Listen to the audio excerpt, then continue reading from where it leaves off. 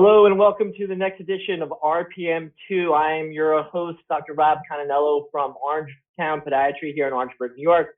I'm joined by my partners in crime, Dr. Michael Chin from the Running Institute in Chicago, Illinois, and Dr. Matt Word from Lakeland, Florida, Foot and Ankle Associates. Welcome, guys. Haven't seen you in a while. How's everyone doing? Doing awesome. Great to be back and kind of get back at it.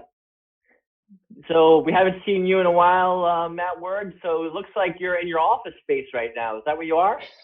I am. I'm just doing a little house call here. Y'all can appreciate the beautiful jelly. Clearwater Beach, Florida. We're enjoying finally a little family week away from the office. Well, that's great. Glad I could join today. Love to have you. So speaking of athletes and speaking of sports medicine and speaking of beautiful areas, we have someone from the beautiful area of Hexham, England, in the UK today. Our special guest today is Paul Hobrough. So Paul is a physiotherapist from the UK who is, if you look up anything to do with Shockwave, you're going to see his name on it. And Michael and I were lucky enough to get to make his acquaintance at a user meeting for CureMedix stores, where we learned more about Shockwave than we ever thought we would know before. And he was one of the keynote speakers there. And we were so initially drawn to him because he was a wealth of information, but he was also an individual who was really willing to share his experiences, both positive and negative, and that's how you learn. And one of the reasons why we do this here at RPM2 is that, you know, when you go to classrooms and you go to these conferences, we learn an awful lot, you know, in the classroom, but it doesn't compare to what we learn in our little sidebars, or we're going together and having a coffee together, or maybe even having, you know, a nice adult beverage together. So it doesn't make you a bad person. You know, we get together, we kind of share things and share best practices. So, you know, Paul is someone who is not afraid to share information, nor is afraid to share an adult beverage. That being said, without further ado, I want to introduce Paul. We've been so excited to get him on this call for a long time. We thank him for getting on here. It's 8 o'clock at night there. You know, he's probably wiped out from having to deal with a week's worth of work and everything else that goes with it, but he's been kind enough to join us. So Paul, welcome. Please do not be modest at all. I want you to tell us a little bit about yourself and how you made this journey from being an elite kayaker, you know, which we know from your information there, to being one of the, you know, experts in the world on shockwave therapy. So tell us everything about it. Well, thank you, Rob. As you know, us Englishmen, we tend to err on the side of modesty, but you've told me pre-show that I've got to give it with both bells. So, right. So I spent 16 years in the Great Britain kayak team, something I'm very, very proud of, but I was always the bridesmaid, never the bride. So in terms of the Olympics, I tried out for 3 and didn't actually make it to any of them. And I think that it was that journey of being a few percent better every 4 years and everyone else being that few percent better every 4 years, which it drew me to go in search of success in everything that I did. Because 16 years competing for your country, there aren't many people that would see that as a failure, but I felt I did at the end of it because I didn't become an Olympian. And so I put all of that effort into my then business. So in actual fact, the journey for me being a healthcare professional started way back when I was 14 years old. And I had lots and lots of back pain. I went and saw the guy who was the guru of the moment called Ron Johnson, who was this big fat guy who only ate chocolate and only drank full fat Coke. But he took one look at me and he knew exactly what was wrong.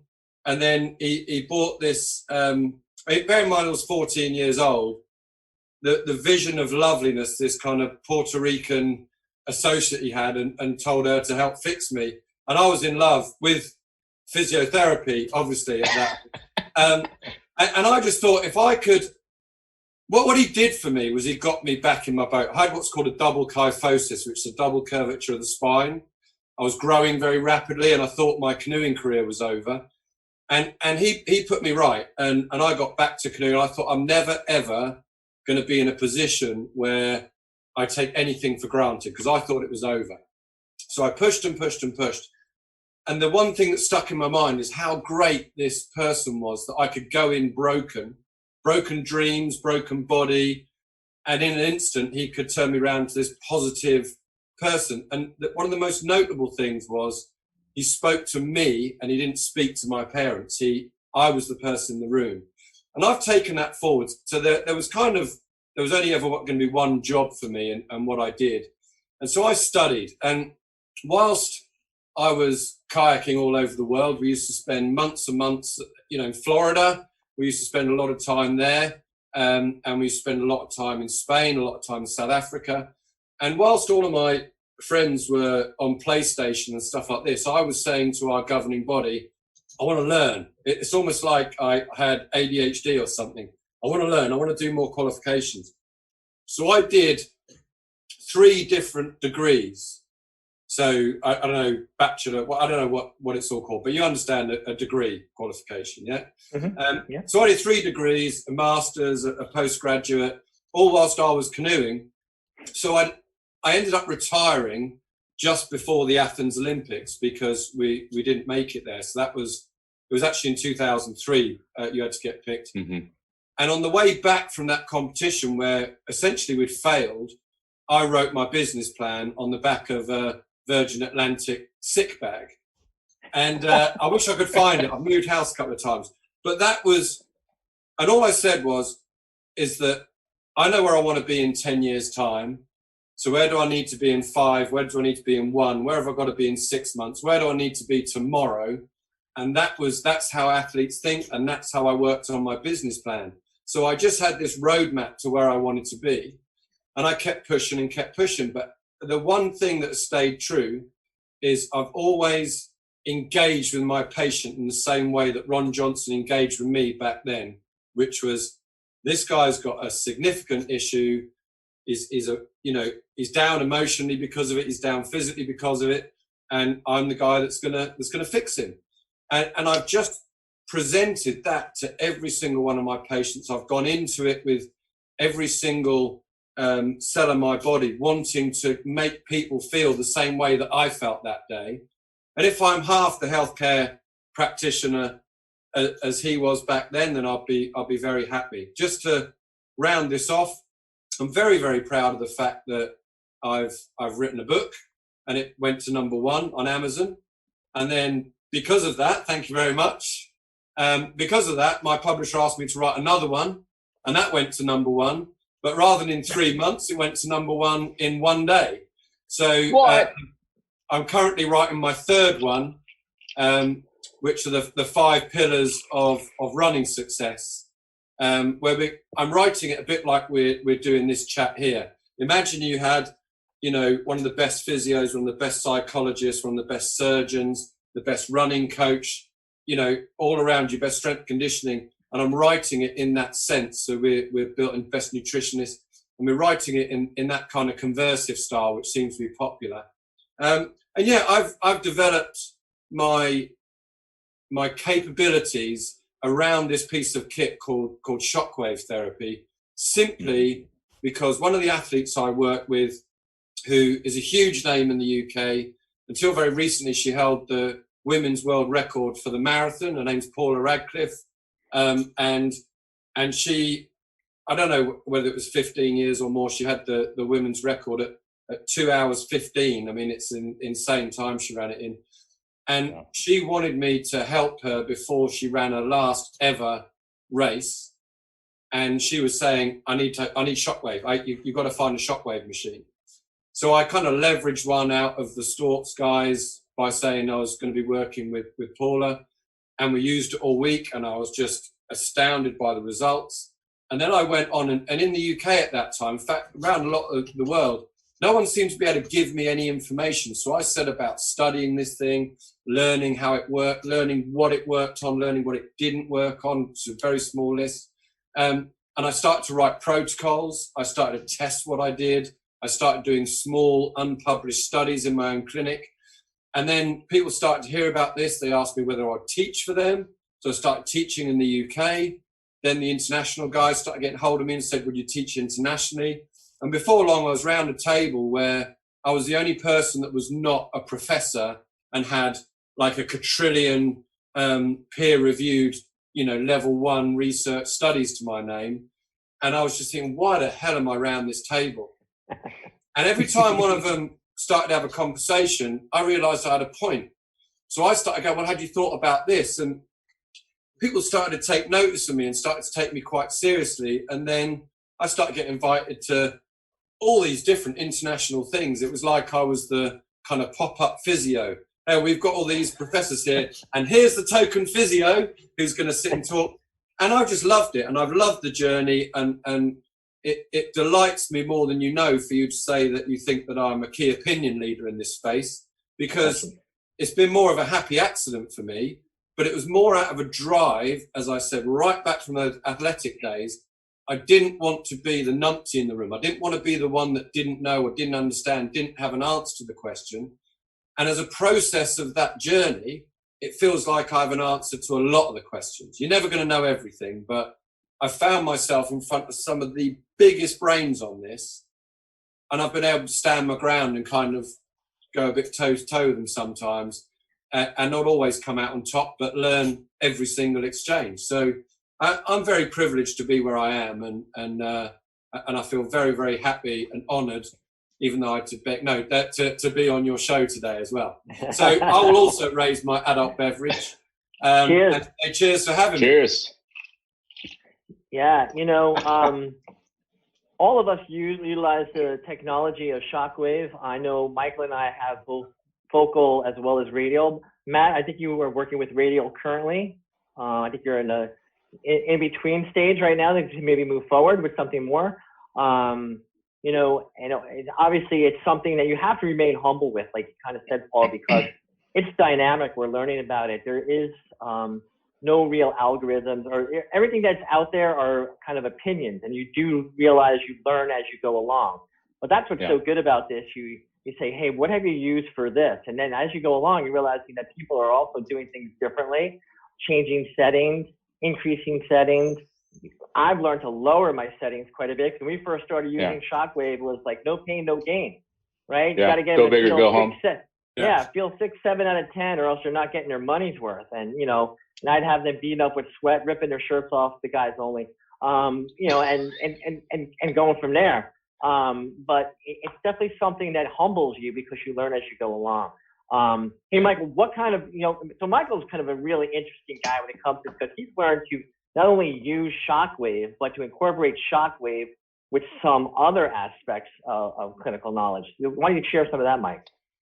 Yeah, so we've been doing, Shockwave obviously has a lot of applications, and certainly the biggest ones have been more the chronic things, but we've been seeing an acute situation onlaid to a chronic issue, say like an Achilles tendon partial tear, right? Those typically are Achilles tendonitis cases, tendinosis cases that go on to like a partial tear, or like a plantar fascial, or plantar fasciosis with a partial tear. So what I found is that those were probably the hardest things to treat, and those, for me, diagnostically, you could see it on the image and you're like, well, can I just do Shockwave on this and actually get the patient from point A to point B?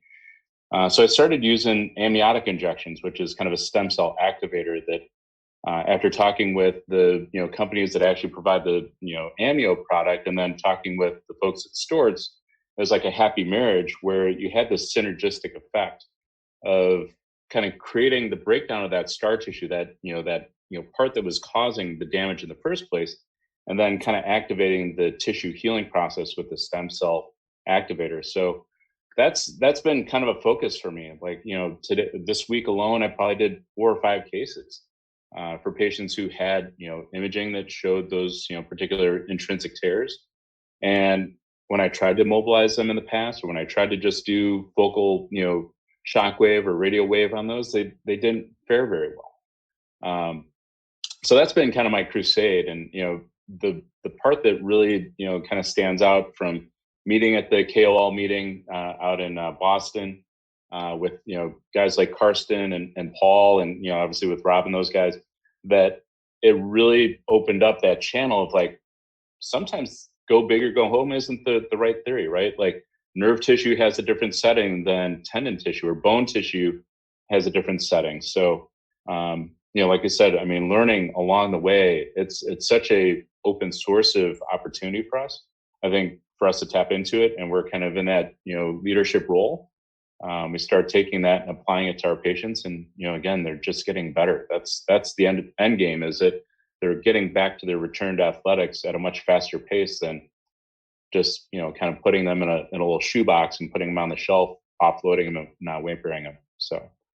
Yeah, Michael, I think, you know, the stuff that you're doing is innovative. It's opening eyes quite a bit, and you're developing protocols as we speak, which is amazing. Right.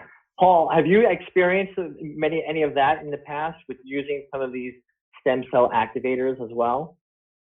No, not personally, but I know that there's a lot of people doing it, and I actually was traveling down a road towards using stem cells and shockwave, but actually mesenchymal stem cells. Yeah. Okay. So we were looking at studies where literally when someone harvests some fat tissue and it's still in the bag, they were literally shockwaving and seeing stem cell activity grow. And then in Petri dishes, seeing what happened to stem cells, you know, in one Petri dish over here and another one having shockwave applied to it. And they were seeing them develop and in some cases multiply. And so we were going down the route of saying, well, look, if we can do this in a Petri dish, then what can we do inside the body? And actually, we got to the point where the product that we were looking at was shockwave in the tissue, using focus shockwave, stimulate the stem cells that are there, yeah? Then inject your mesenchymal stem cells into the area, and then shockwave again, and give everything a blast. And so we were building and layering up this protocol, and you know, we got to such a point, and then you end up at this. It must be the same in the States, but you get to a point where you've got to kind of prove some stuff, and then the science has to go away and start to happen before you can start doing that in humans. And so I like the notion, Michael, of your using the products, you know, these guys that are creating the amnio products, because I can't see how it's not going to achieve the same thing. In fact, in many cases, that's a stronger form of a stem cell anyway. So it's a purer form. So I'm really interested in it. And as you were talking, I was going, I wonder who the rep round here is that could supply me with that, because I love the idea of it. So yeah, that was 2 or 3 years ago. We were working on that, and that was all to do. You heard of Harley Street in London. We were looking to launch that in Harley Street. And what happens is there's some great scientists, and it all sort of drifts off, and we haven't actually drawn that back in again to decide which way it's going to go. But my God, we were meeting about once a week for a while back then. And at the moment, it's still out there in the ether with not having progressed. Sure. So, you know, the four of us on RPM2, probably Matt Word is the George Harrison of the Beatles. He is the humble, quietest, and probably the most talented of all of us. If you don't know Paul, he is probably one of the most experienced surgeons as well as sports medicine clinicians in the U.S. He'll never tell you that, but it's the truth. And we all look to him for advice. And he gets to work on some of the most elite athletes who get paid the most in this country of anyone else around, and they trust him. To that point, though, Matt, I want to ask you, since you do get to work with a lot of these athletes who, you know, are making huge incomes, have you seen a change in your algorithm and your dynamic and how you approach them with using regenerative medicine as opposed to just going to surgical? And I obviously it's different between the acute and chronic setting, but has your algorithm changed a little bit? Yeah, great question, and thanks for the intro. I'll pay you later there for the nice introduction. But and also Paul, just finally a chance to say great to kind of meet you. And you're one thing that has already stood out to me before we talk about the Shockwave is one thing that you kind of learned as a 14-year-old was to basically listen to the patient as you were engaged by, I guess, Ron Johnson. You know, that goes a long way no matter what we're doing or how we're treating. If we're not listening to the patient, all this other stuff gets lost. And you know, I think that's for everybody, anybody listening to the patient and trying to get feedback. And I think, you know, making a diagnosis is one thing, but getting feedback and engaging with the patient goes a long way. And even if you're off track a little bit, or if you're not exactly sure about something, if you're listening and kind of engaged, that certainly gives you not only credibility, but best patient care. So I would certainly concur with that notion. But so as far as treating, you know, we treat all level, youth sports, high school, college, professional. You know, I think the higher you go, the more likely you are to kind of push the envelope with some caution. But you know, I can just kind of, you know, trying to linking in Shockwave and professional athletes. We had a professional all-star baseball player a few years back that had bilateral tibial stress fractures, which is not really a good diagnosis. And he obviously had seen a bunch of specialists, and I had kind of run this by another person in our sports medicine academy, Rich Boucher out in Seattle. You know, what else could we do? He was taking a kind of a off-label use of a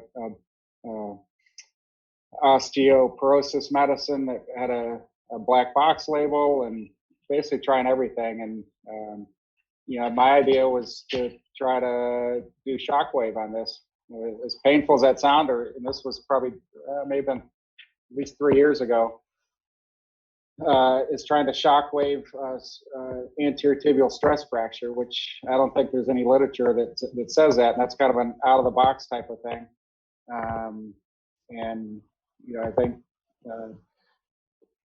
you know, that's just kind of one example on how we would look at treating someone differently than just someone coming into the clinic on your everyday visit. But you know, my experience, just going back a little bit with Shockwave, I think it was the late 90s, early 2000 was my first experience. We had to be certified.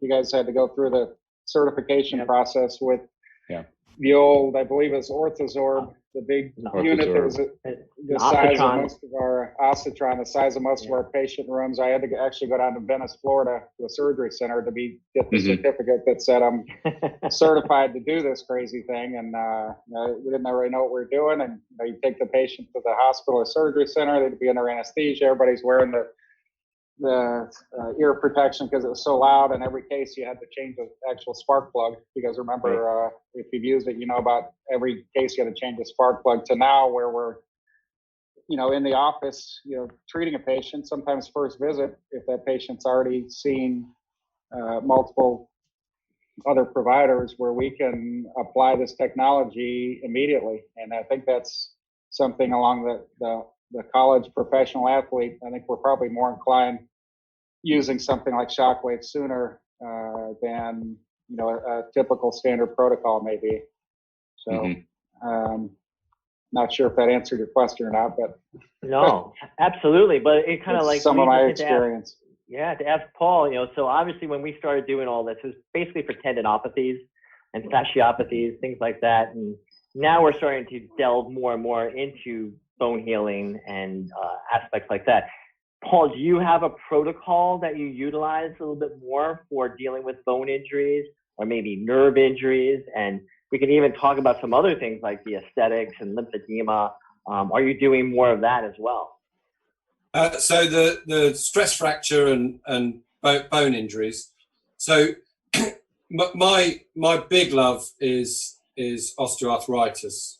I don't love it so much I want to have it, but my in terms of treating people, so knees and hips and you know, the big toe, thumb joints, getting such amazing results using a combination of focus shockwave and radial shockwave.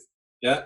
So if I talk you through, let's say you've got a knee OA, so you do about 4,000 radial shockwaves on the quads muscle, and then you take your focus device and you go in through the keyholes of the knee. I don't know if you have the same terminology, but you know, those two little soft bits either side of the apex of the patella.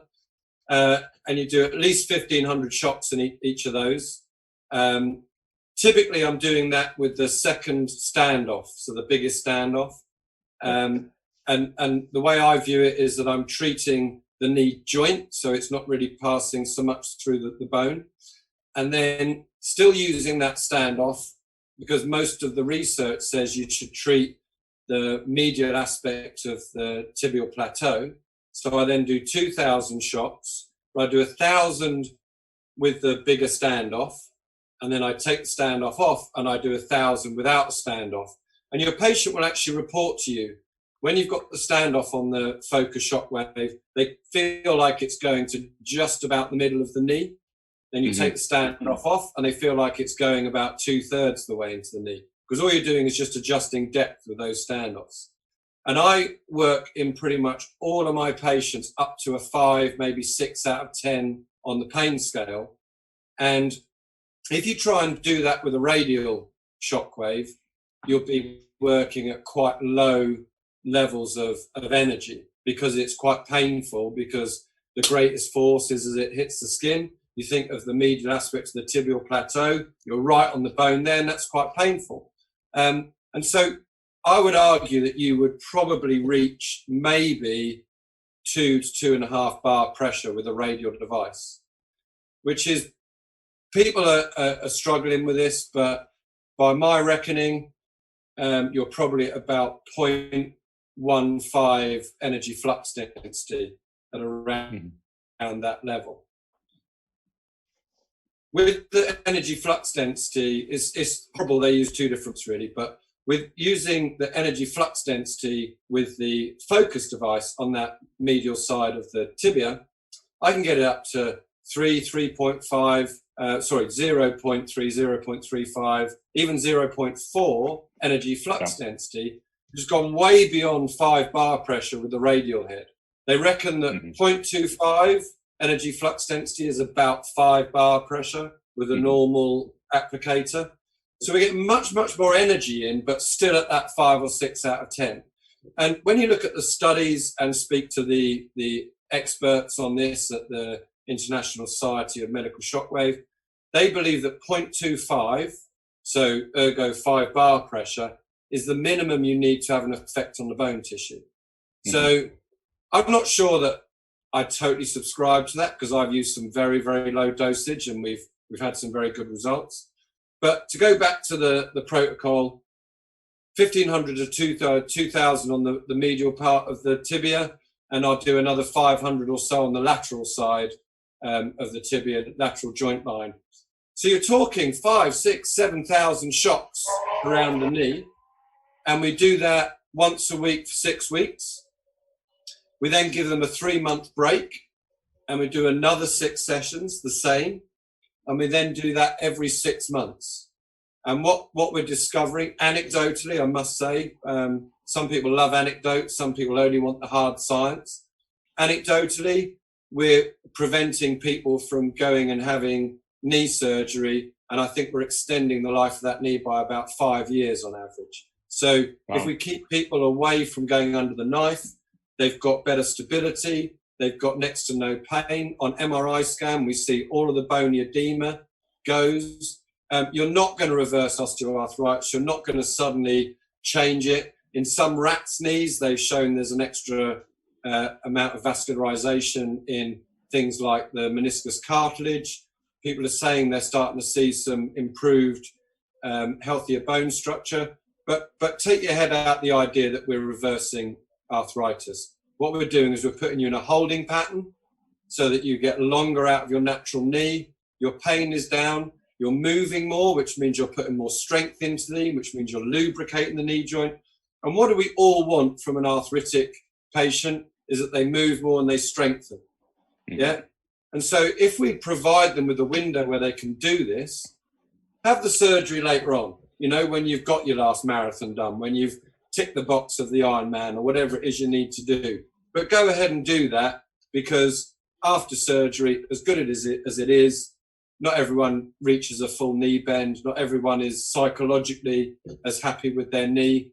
And certainly in the UK, you only go for knee surgery when you're in absolute agony and the surgeon said it's absolutely at the end of its life. So Shockwave for me gives people more years with their natural knee. I think that from stress responses and stress fractures, I almost exclusively use the focus Shockwave. It's difficult to say that I'm speeding up that process, but I feel much, much happier with people doing a faster return to play, return to running when they've had the Shockwave. But you've got to respect healing time still.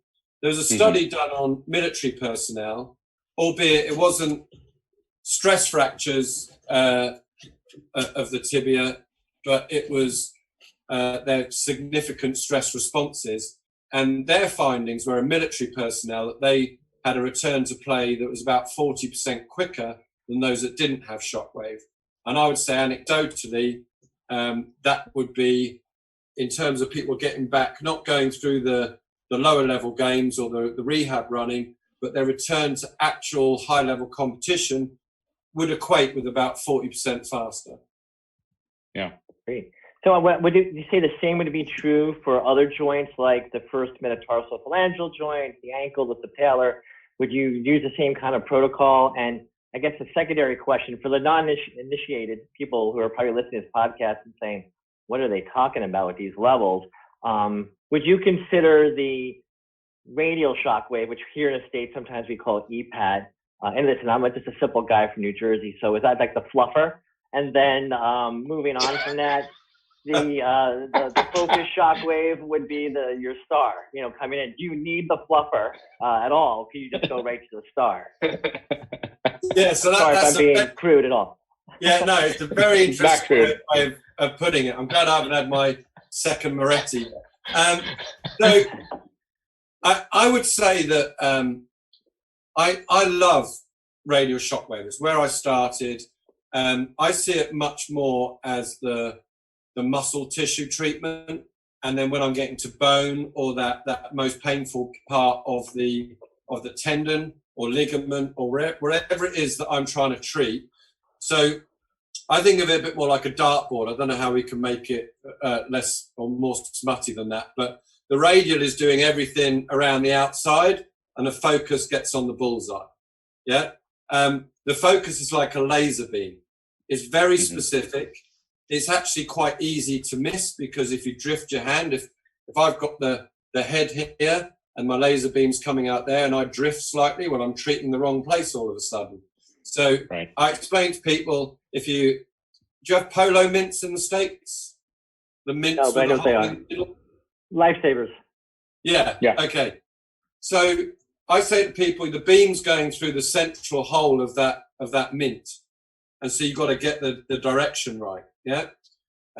Whereas the radial is like a light bulb. It's just shooting its power everywhere, but its greatest energy is at the source. So you can't miss with radial. So imagine taking that laser beam up and down a hamstring. You'd be there all day, right? It's just, you're never going to treat the whole thing.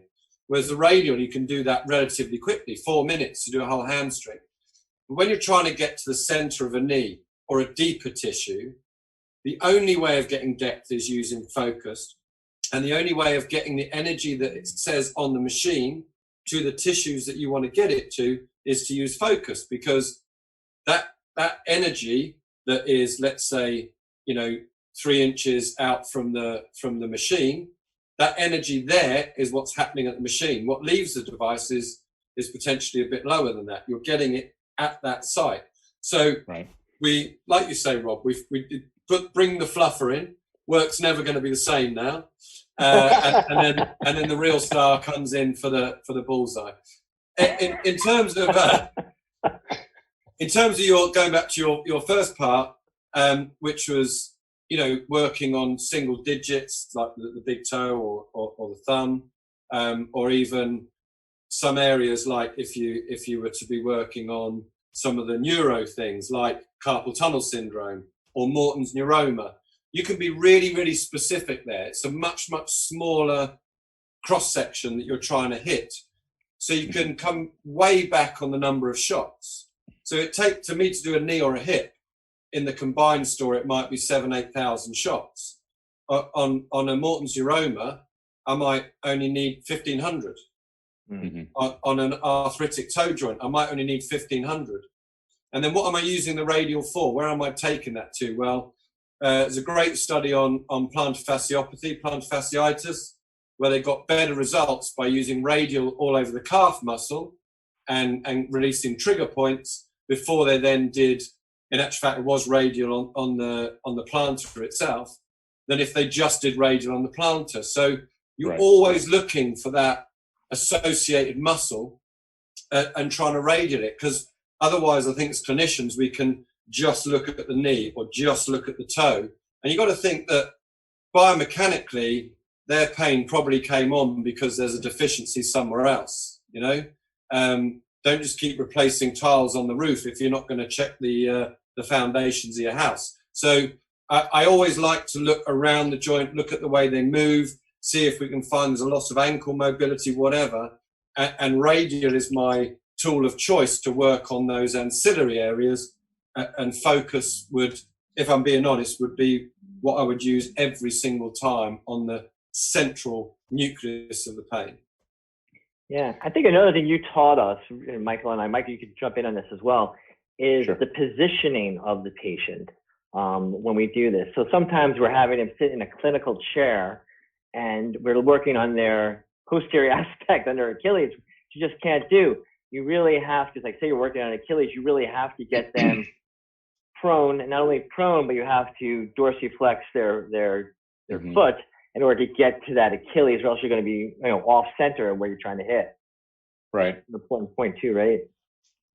Yeah, I kind of agree too that, you know, positioning, because just like Paul was saying, is that if you're using the focus wave, you can really miss.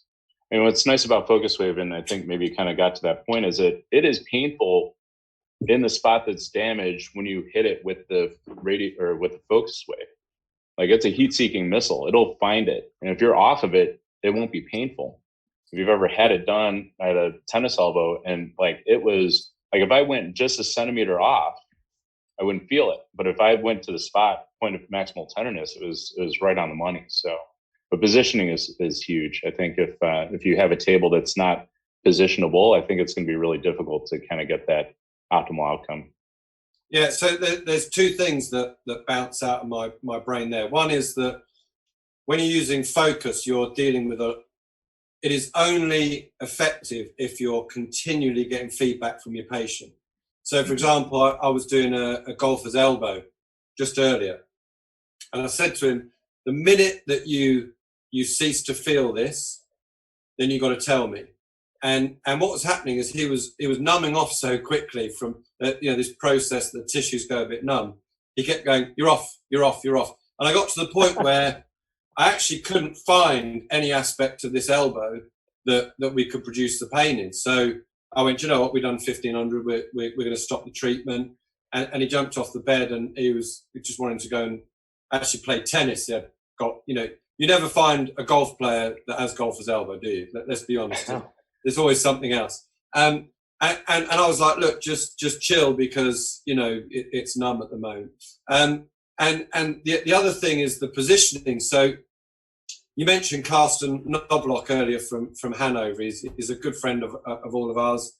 He's a professor. He's the guy that's really leading a lot of the research in Shockwave. And he's beautifully mental as well, and likes a good glass of white wine. But he's a very good friend. And this is one of the very, very few areas where he and I have a slight disagreement. You think, well, what's a physiotherapist from the UK disagreeing with the Harry Potter of Shockwave from Hanover, who's a professor? And you can see the look as well, right? Why would I do this? Because I like to bring everything down to what I consider to be a a basic scientific level. So if I'm going to use Shockwave on an Achilles tendon, an Achilles tendon, is by its very nature, has some spring in it. It's got some power in it. We actually get power back from the Achilles because it's got this tensile strength to it. So if I'm going to put a shockwave onto that tendon without it being under some tension, then a couple of things are going to happen. One is I might as well be putting shockwave on a trampoline because the tendon's going to be bouncing around all over the place. And the second thing is Newton's third law states that the energy you put into an object, you get back in an equal opposite reaction. So I have to be confident that I'm going to get this energy into that tissue. So I feel much more confident having a bit of stretch on that tissue so that I know the contact is always there and my 12 shocks a second or whatever it is I'm putting through are actually penetrating the tissue and not just bouncing around on the surface. So any tendon that has an ability to, shall we say, be a bit fluid in its movement, I believe strongly that you need to take up the slack on that in some way, shape or form. So positioning the patient and putting a bit of dorsiflexion on the foot, to me, and it's only coming from me, so it could be a nonsense, but I believe that I need to respect Newton's third law in the way in which I'm transferring energy into that tendon, which stores energy itself anyway.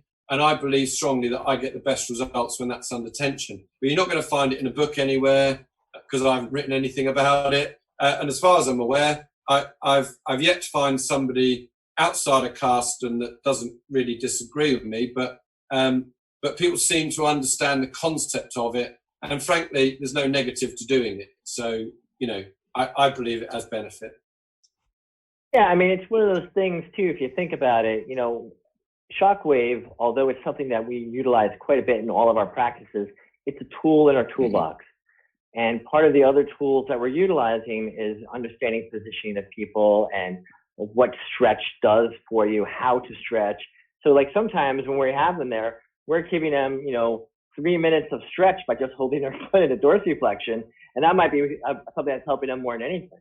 And you do get that biofeedback from patients when they start to feel that. And as long as I've been off color today, I'll also tell you a little story. I had this one patient was from the southern U.S. Sorry, Matt, and she was quite lovely and quite verbal. And I said, I want biofeedback. Do you tell me when I get to that spot? And she was going, "Woo, doctor, that's the spot. Keep it there. Keep it there." And I was like, totally red and blushed when I walked out, and I thought I needed a cigarette after I left. But sometimes you can get more biofeedback than you want from these patients. Yeah. I had a similar thing when I first started out. So I was late 20s, early 30s maybe. And this lady who was, she was exercised every day, ate very healthily, but she was the other side of 60 and I was just about pushing 30. And she used to make these noises that you might attribute to something else happening. And every single time she left, which was in quite a public setting, she put one hand on my chest, she kissed my cheek, and she said, "You were amazing as ever, darling," and walked off. And all these people looked at me, and it was just like, so one time I said to her, I said, you just can't do that. You just can't say that. And she went, "Okay, Paul, I totally understand." And when she left that day, she pulled me in, she put lipstick on my cheek, and she went, "You do exactly that next time and I'll keep coming back," and walked out. I was like, that's even worse. So, yeah. Awesome. Well, I mean, you bring up a good point, though, because it's all about the doctor-patient relationship, right? How to develop, communication and trust, and however it works, it works. But I want you to talk about, that's something that I have an issue sometimes with patients, is to give them a realistic expectation of how this process is going to work. And I'd love to hear how you explain it to them. And I know at one time I heard you speak about your experience with Dr. Rompe at a meeting.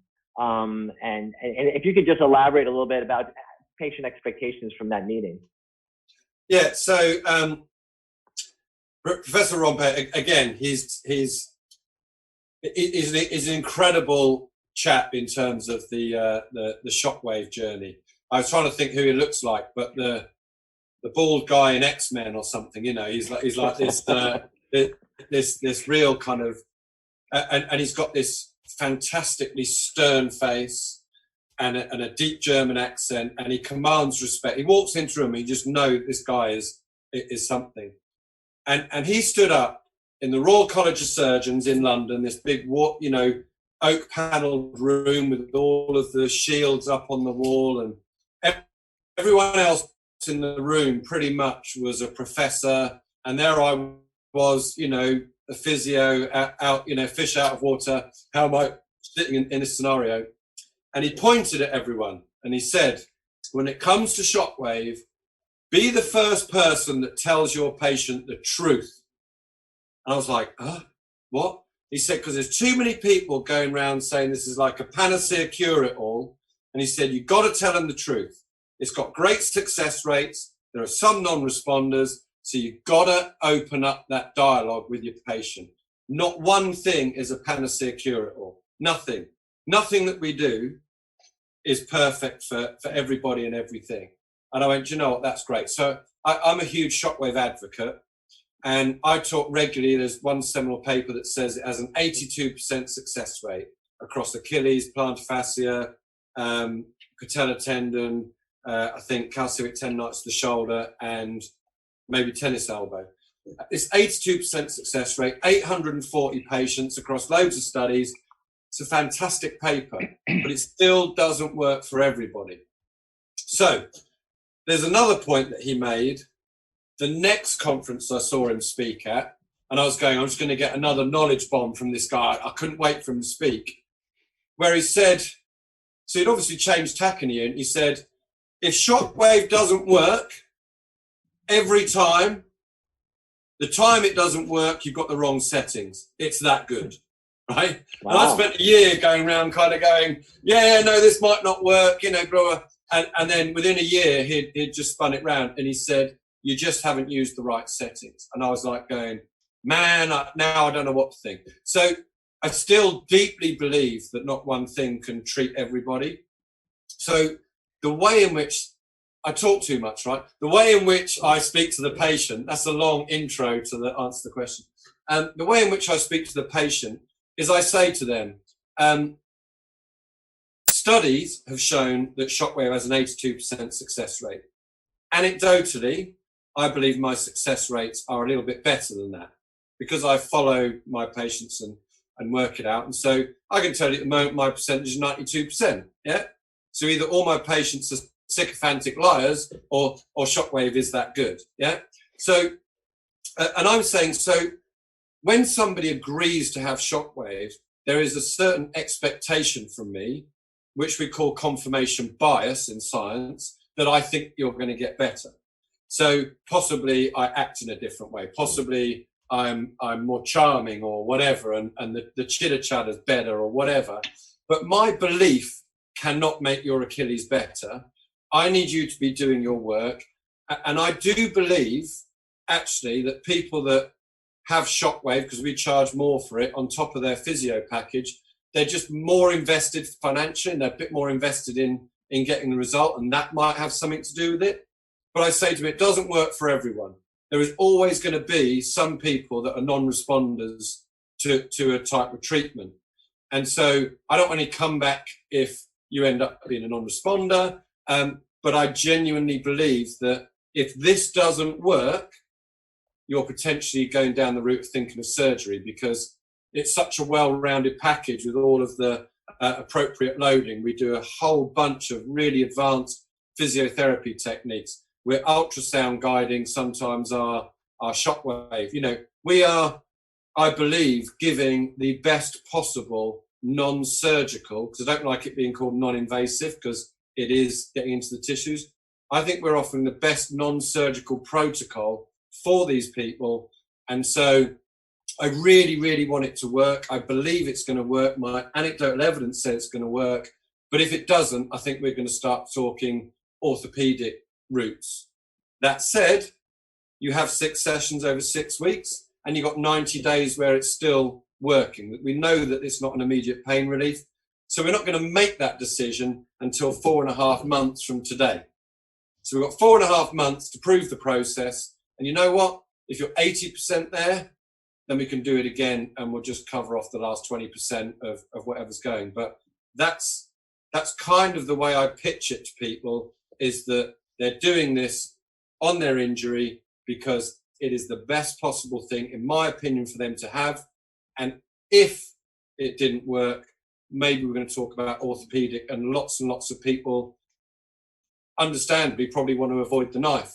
So it's I think it's a nice way of putting it, but every single patient gets told they can just have exercises, they can have exercises and physio, I can inject them, I can send them off to the personal trainers down the road. We can do a whole bunch of management techniques, laser, acupuncture. Shockwave is one of the things that's offered to them, and I explain the merits of all of them, but it's a patient-centered decision. I'm just a little bit more evangelical about Shockwave. So, you know, and I kind of make no apologies for that. You know what? I think you just nailed it, though, that being evangelical about it. And yeah. I think that there is definitely a certain amount of a placebo effect with Shockwave because of your positivity about it. I don't think there's anything wrong with the placebo effect. I think it's a real thing in medicine. So, and then for me, it's really important that I put my hands on that patient, that I deliver that Shockwave. I don't want a staff member doing it. These patients are paying a good penny for this anyway. So I do feel as though that is a part of the whole journey. But you just gave me stuff that I'll use on Monday, is Absolutely. To, you know, make sure, get them back in here 4 to 6 weeks later and say, hey, there might be a few more, you know, touch-ups we have to do in order to get you there. So Matt, let me go back to you about the professional athletes then. So how's that work with a professional athlete? They say, listen, I got this small window. If I don't get better here, I got to move on to surgery. Is that how it works? I mean, like Paul said, it's a global treatment, and yeah, this is one more tool in the shed, so to speak. And if this is one more thing that's going to speed up, you know, previously ruptured plantar fascia or a chronic plantar fasciitis that you've gone through, you know, the whole 9 yards with all the other treatment, it's not a cure-all. And, you know, we don't want to raise expectation and say, listen, we're going to give you Shockwave, you're going to be better and go out and play, because realistically, when that doesn't happen,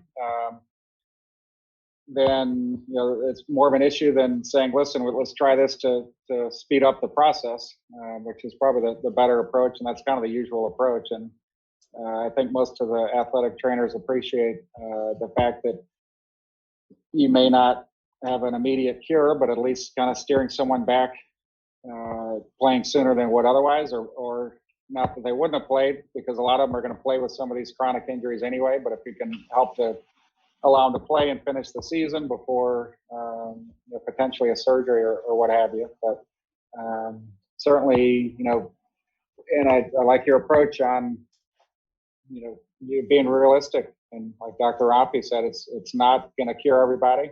It's not a cure-all, but and I kind of do the same little spiel with the patient prior to treating them.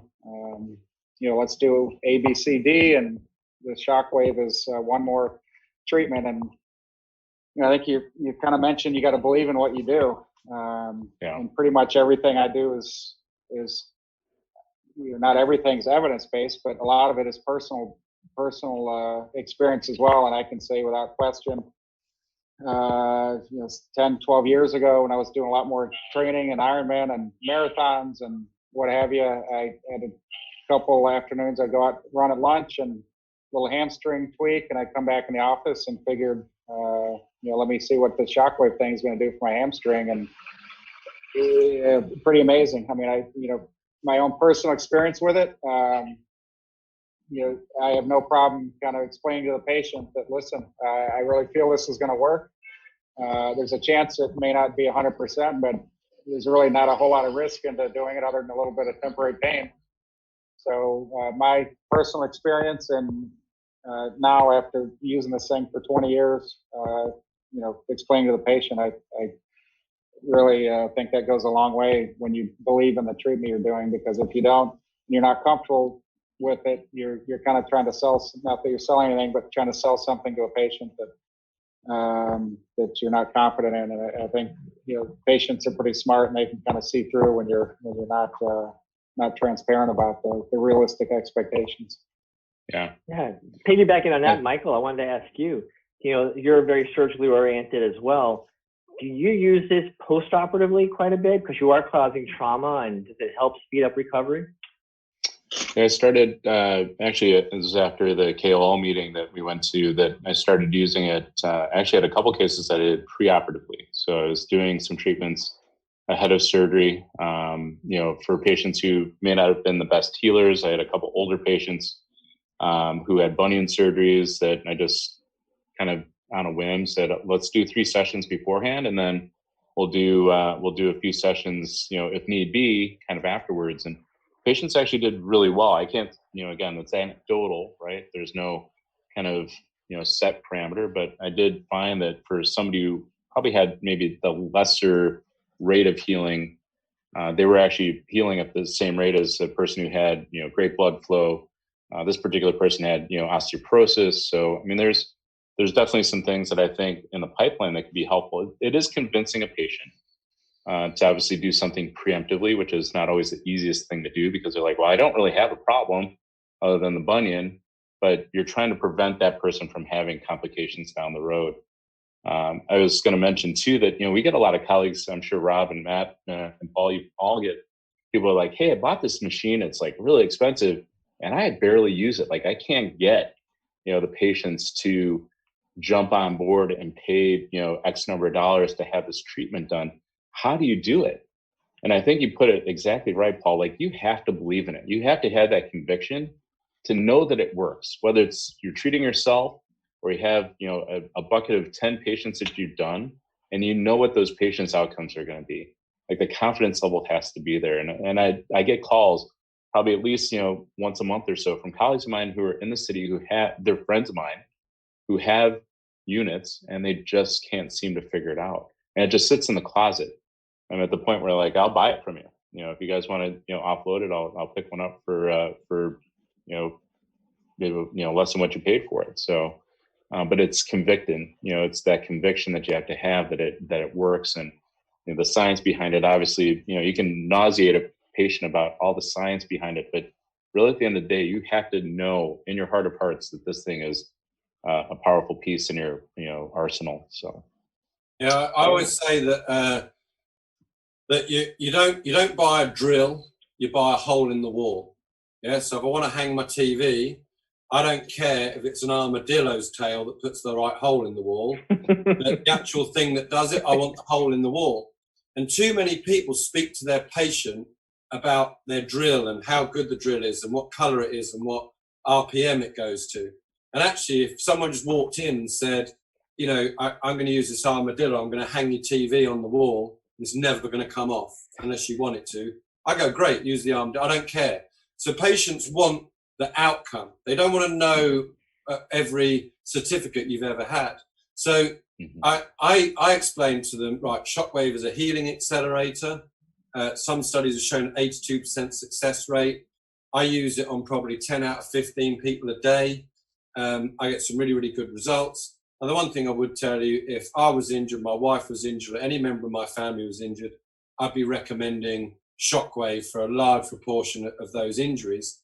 And I just want to make you aware of it because I don't want you leaving here, me not having explained it to you, so you've got the choice. So all of my staff put the patient in the driving seat. So we ask 3 rounds of questions to all our patients.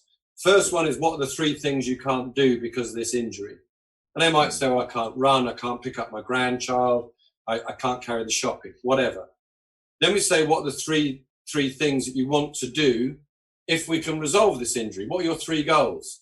Well, I want to run the Boston Marathon, I want to wake up pain-free and just jump straight out of bed, and I'd like to be able to play football with my grandson, or whatever.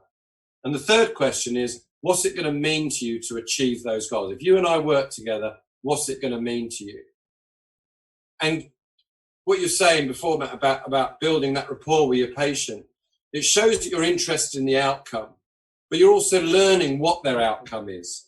And it also gives you a chance 6 or 8 weeks down the line to tick off those 3 things they said they couldn't do, to tick off how many of the goals maybe they've achieved. Because sometimes a patient has benefited from your treatment and they don't even know it. They've forgotten they couldn't do that before. And sometimes it's nice just to stick that up in lights.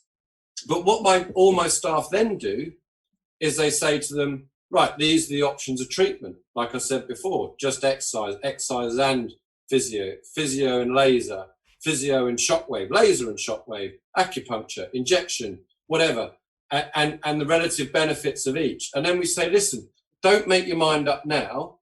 Let's go ahead and do some of the physio treatment. I'll write the exercise program. And you have a think about it and ask me questions. And if towards the end of the treatment, because most of those things only take 5-10 minutes, you want to go ahead with one of them, we'll open the account on it now and we'll do it. But they've got all the prices, they've got a chance to think about it. If, Michael, your colleagues are going, do you want Shockwave? It's another $100. Person's come in expecting to spend $90, suddenly they're spending $200. They're like, huh? And it's too much of a shock. You think about when you go and get your car fixed and the guy tells you, not only do you need that new tire, but your exhaust is gone. It's going to be 400 quid. Within 10 minutes, you're kind of on board with it because you've had that chance to go through and go, well, it needs to get done somewhere. And he knows what the problem is. He's got the bit here, so we might as well get it done. So you spend the money happily. But without that window of opportunity to think, and I think we owe that to our patients, to give them that moment to just consider it before we then start opening up, a 5 out of 10 pain on a sensitive part of their body. So if the three sets of questions and then a bit of time to reflect on the options, you're putting the patient in the power position to make the decision what they want to do. And to me, that works. It works ethically, it works for the patient, and we get a much, much higher number of people going, you know what, I want that Shockwave. That sounds bloody good. I want that. Yeah. So piggybacking on that and piggybacking on something that Michael was talking about too. So some in the States here, and you tell me if you have that in the UK as well, we have some colleagues who are non-believers who say, it's just snake oil, and they kind of talk badly about it. Do you see that there, and how do you approach that? I used to approach it with science, and what you realize is that if I'm very aware that my confirmation bias is that Shockwave is very good. And if I'm having a conversation with someone whose confirmation bias is Shockwave is terrible, they can go and find the studies that say it's terrible. And I haven't got the time or the energy to pick apart that and tell them why. Well, they only did one dose. It was with a terrible machine. They didn't, set the thing high enough. The follow-up was only in 1 week and it takes 3 months. I haven't got the time or energy to do that. So I used to fight fire with fire. And all that happens is you get into like a peeing contest, their science versus your science. And actually it depersonalizes it. So all I say is, look, I've got a lot of happy patients. I'm very happy because I use it on myself. Nothing works for everybody. If you've got someone that's failed all of the conservative management, what are you going to use if you say Shockwave doesn't work? What is your next move? Yeah. And if they don't come up with something that is equally as equivocal on the science front, which means you can go, right, well, you believe in that, I believe in this, and actually you're using ultrasound, which frankly has a poorer research record than this does. So, go and throw stones in your own greenhouse, don't throw them at mine. But over time, I've learned to ignore them. They're going to go and do their thing. I believe so strongly in Shockwave that I believe that in 10 years' time, more and more people are going to realize that the earth is round. Yeah. And they're going to be much more on balance with this. I also, when people are talking about science, when I look at studies, so the one we said about shin splints before, and I use that and I say 40% better, but how many people do I see that are military training cadets? Barely any, right? I might be talking to someone who's got shin splints as a 45-year-old occasional jogger. Yeah. So how does that correlate to that science? There's no such thing as pure science. You have to develop your experience. And I think that there are 3 big circles in every therapeutic intervention. We've got science, huge circle, and that intersects with my knowledge and expertise and creates a small dot. And that intersects with the other same size circle, which is the patient beliefs and expectations. And what you've got in the middle is this little triangle where all that converges. And we all need to be working in that little triangle, which is my experience, the science and the patient beliefs and expectations. And if we do that, I think we get the best results, because you're right. A lot of all of what we do has a placebo attached to it. A lot of all of what we do has some scientific, biological, biophysical, psychological element to it. And we're bringing all that together. And what makes a great practitioner is somebody that understands that and can say this sentence: the more I know, the easier it is to accept the things that I don't know and what I've got to learn. So I've become much, much happier with the things that I know nothing about, because I feel confident in my own skin that I know enough. And most of the people that are throwing the snake oil at you are people who've formed a strong opinion on a very little knowledge base and just want to sound knowledgeable by throwing things at other people. And they're not spending enough time on their patient, and they have a greater potential to fail in their pursuit of a happy patient than we do, that just ignores them and gets on with doing our very best job every single time. Great stuff. Great answer. Well, you know, Well we've said. had an opportunity here to share some best practices, to have some laughs, to sip some beer and whatever Michael drinks, and It's not and ice. really get to understand, you know, the how people from different countries have to deal with the same kind of issues, and it's a lot of the same shared experience. And one of the things I learned from Paul is I've watched all of his videos. I'm kind of like a Paul Hobrough groupie. I'm expecting the T-shirt soon. That's it. I'm creating them now. Yeah, I've watched all the videos. But one of the things I love that you talk about in your video at the very end, you say, "Hey, tell me about Paul Hobrough outside of the clinician. What is it that makes you tick? What makes you happy? What are you kayaking still, or what's going on that makes you the man, Paul Hobrough?" Well, I'd obviously have to say my wife is the biggest influence on me, good and bad. No, honestly, my wife and kids, but getting that kind of boring, obvious answer out the way. I'm a terrible road cyclist, you know, the proper racing bike, but I love it. And where you live, where I am, you're either going uphill or downhill. So I live in a valley, so there's a steep hill every direction you go. And I'm 96 kilos. So I don't know, you want to work that out in pounds or whatever, but it's, you know, I guess I'm looking at over a couple of hundred pounds. And so that doesn't normally go well with these sinewy little cyclists.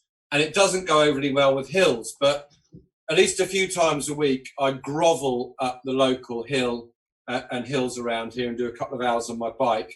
And I love it, because every single time Strava tells me I'm getting better and getting more medals. But that's what I'm particularly bad at. I'm actually, by contrast, a half-decent swimmer. And if you think of kayaking and think of the action of swimming, there's a lot of crossover muscle memory. But we used to do a load of swimming. So I love, more than anything, training for and competing in the 10-kilometer, so 6-mile swim, which they call the swimmer's marathon. So, you know, it's about 2.5 hours of grueling, wetsuit-clad swimming, and I absolutely love swimming. I love the fact that one of my sons has taken up swimming competitively, and I hate the fact that he's almost faster than me.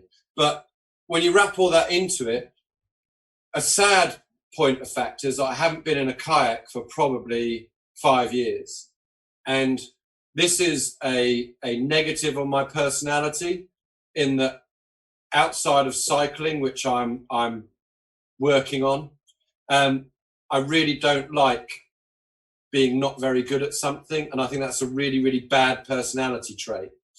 And I can remember what it felt like, and I can remember every time that I did in a kayak, and I can't possibly get close to emulating it. So the fundamental fact is I just don't enjoy it anymore. And so I've had to kind of be at peace with that. And now I'm driving to be better in swimming, better as a road cyclist, which I'm frankly SH1T at. But it's, you know, I get better every time. Strava tells me, you know, if it's not on Strava, it didn't happen, right? So I love these competitive pursuits. And I would say that another big part of me, which is potentially, again, a negative personality trait, is I'm fiercely competitive. Obviously, being an athlete, you'd expect that. But I could have a competition with you over the heads or tails of a flip of a coin, and I'd win. You know, I could have a competition with you about anything, yeah. And it's within me, and I can't shake it, and I can't get rid of it. And I think it's a source of irritation to many people. But you know, we have a pool table downstairs, and I played my wife every night over lockdown, and we had to keep playing until I was up. It is an incessant need. I love a beer, I love a dance, I love a giggle, I love jokes. None of them are clean enough to tell on this. And ultimately, sharing an experience with somebody is all about enjoying that moment. The time is now, enjoying that moment, and refusing to take yourself too seriously. But that's all okay if you win. Well, that's a great answer. And you know what? It's felt. You can feel it, your passion in everything you do. And sure. I'm so glad that you're a mentor and a teacher to us. And you actually made me feel a lot better about myself, because I'm exceptionally average in everything. So everything is good. So I don't have that trait that you have. But I just want to thank you for your time. Tell the people, our listeners, how they can reach you and find you. Yeah, so there's a flight into Newcastle. No, the way to, probably the best way is paulhobrough.com. And I've had this burden of this family name for 48 years now, right? Hobrough, they pronounce it a million different ways. So I like to say it's just like cobra, but with an H. That's how you pronounce it. It's not how you spell it, right? It's Hobrough. So I'm sure it used to be Hobrough at some point, but that someone dropped the O because they couldn't write back in the 20s or something. But yeah, Hobrough. So paulhobrough.com. That's where I put all of my Shockwave stuff. That's where I try and get loads of videos with key opinion leaders and interesting people, and I upload it on there. I've got a running section on there where we, over lockdown, I did an hour and a half of strength conditioning exercises for runners, with my daughter being the person doing it, and I was the fat one in the corner talking about it. And any talk that I go and do internationally, my wife faithfully records it, and we stick it on there. And so there's a contact page on there, of course. So paulhobrough.com, go there, reach out to me. And I'm always delighted when someone gets in touch, because, especially from abroad, because I just love the fact that the world is so small now, and people can find you and engage with you. And this chap from Germany last week who wrote to me and told me everything he liked about the book, and the two things he didn't like, and that's great. It's great feedback. And it's just the fact that some guy in Germany has read it enough to pick apart two things that he doesn't like, I think is amazing. So there are 2 mistakes in the first round of my book. If you can find them, I'll sign it for you. Well, what's Nice. in the name? You know, listen, Dr. Word is Dr. Word from down south, and there's another Dr. Ward, I believe, who's another podiatrist that probably gets mixed up with him a lot. I'm sure there's a ton of Dr. Chins in this world. There's only one Michael Chin, though. Yes, and I get called Dr. Cannoli on a daily basis. So I'm not cannoli or cannelloni or continental, but it doesn't matter. I do know Hobrough now, and I'm going to remember to say that all the time. But thank you so much. It's been a pleasure. Cheers to all of you guys. You're the best. And until we meet again. Cheers. Cheers. Cheers, Thank guys. you. It's a wrap. Wonderful. Great.